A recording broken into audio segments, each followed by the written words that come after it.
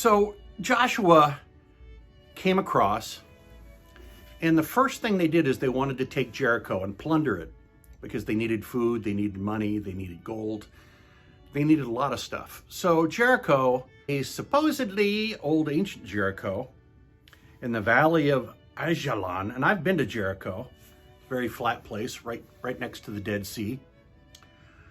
And he began the battle by circling Jericho with his entire army for 6 days, trying to terrorize the people inside that would come out and say, we don't want to fight, but that didn't happen. So on the 7th day, they did another lap, and at the end, they blew their big goat horns, and the walls of Jericho came tumbling down, and Joshua dashed in, killing and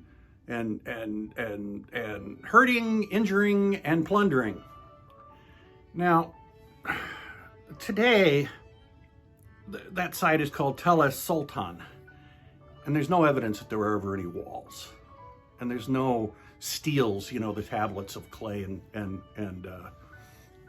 stone that were inscribed that ever said anything about a Joshua or walls falling. But it's a good story, but it gets bloody.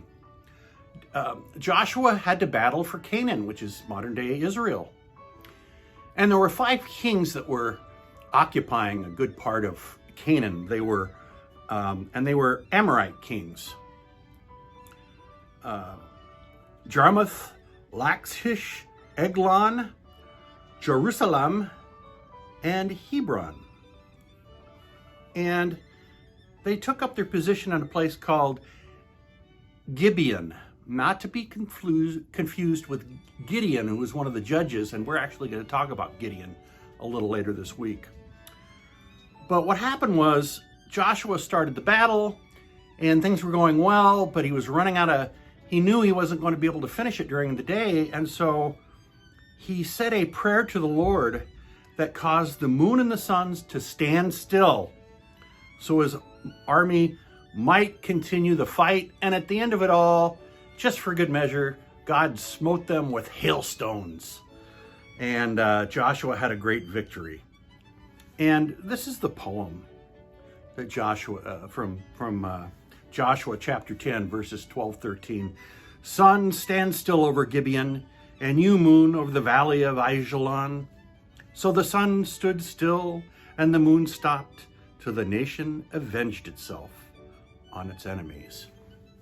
Yay, Joshua!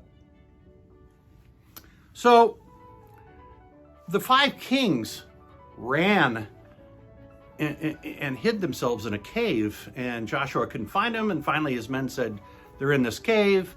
He had it blocked with a large stone. They waited outside. They rolled the stone away, and he told them, come out, do not be afraid. And so they came out, thought they were going to get mercy, and then he said to his men, put your foot on their neck. And then they chopped their heads off, killed them. And then, for good measure, Joshua took their bodies and impaled them on high poles that they put around to show people what happens when you are against God. And for Joshua, he was cleansing the earth of idolatry and paganism. And so the end justified the means for Joshua. And that's why Joshua is a very bloody book. There's a lot more in Joshua. I'm just hitting the high and low points. But, if you like action and you like a lot of killing, Joshua's for you.